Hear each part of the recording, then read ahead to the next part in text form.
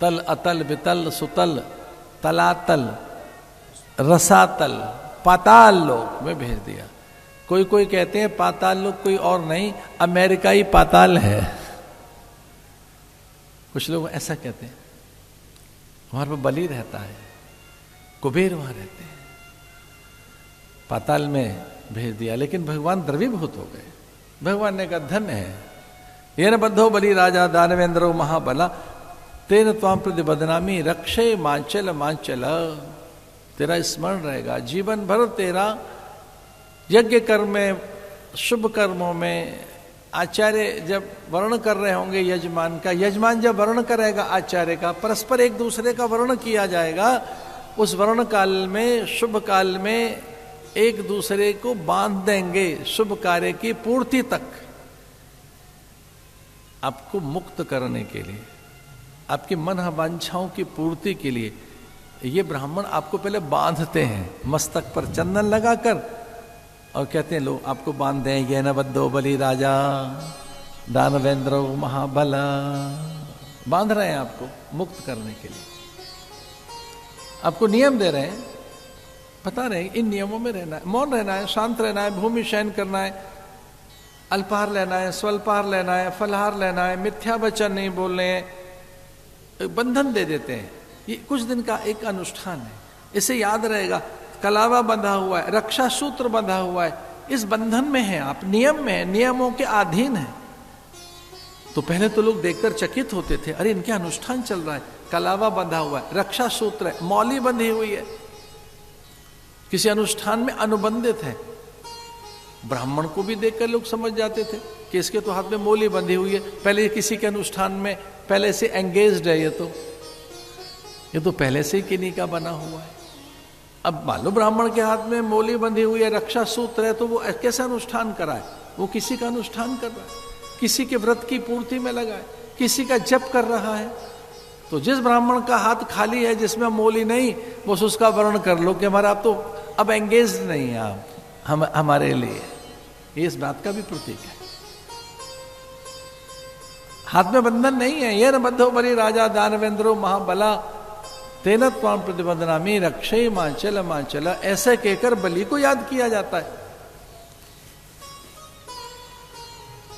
उन जैसा कौन दानी रहा होगा? उसी से है बलिदान, बले जाऊं, बलिहार, बले बले जाएं, बलैया लें, बलि बलियसी, हरिक्षा बलियसी।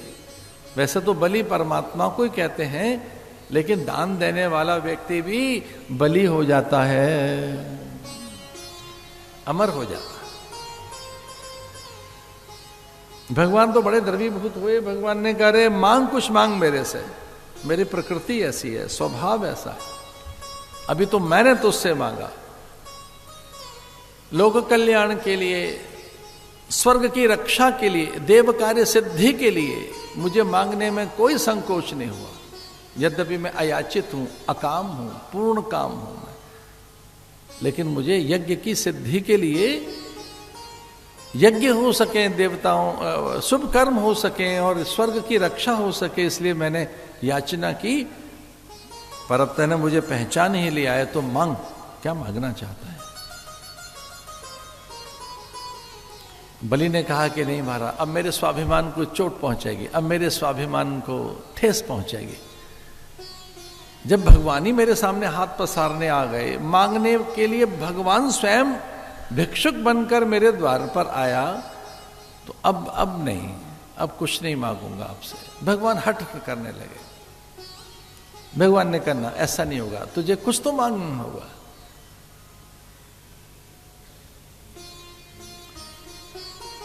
भाई निशाचर तो था ही, एक तरह से राक्षस तो था ही, तो पता है क्या मांग लिया? बोले महाराज फिर आपको ही मांग लेता हूं।